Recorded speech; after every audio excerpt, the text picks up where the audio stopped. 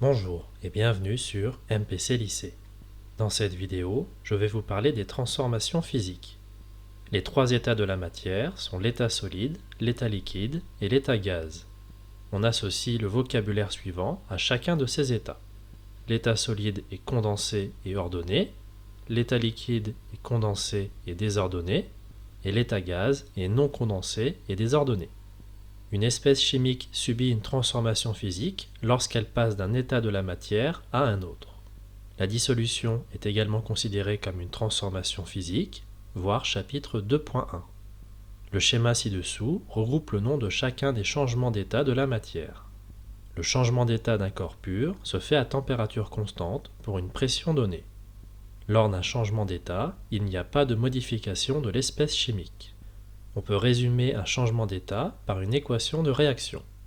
On écrit l'espèce chimique en précisant son état physique en indices entre parenthèses, petit s pour un solide, petit l pour un liquide et petit g pour un gaz. Voici deux exemples d'équations de changement d'état. Un changement d'état s'accompagne toujours d'un échange d'énergie entre l'espèce chimique et le milieu extérieur. Un changement d'état est endothermique si l'espèce chimique reçoit de l'énergie du milieu extérieur.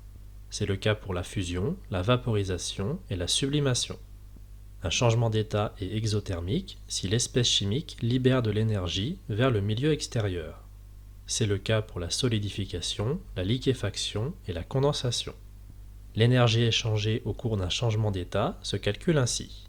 Q égale petit m fois grand L. Avec Q l'énergie en joules, petit m la masse de l'espèce chimique en kilogrammes, et grand L la chaleur latente ou énergie massique de changement d'état en joules par kilogramme. Q et grand L sont positives si la transformation est endothermique, et elles sont négatives si la transformation est exothermique. Grand L est une constante qui dépend de l'espèce chimique et du changement d'état.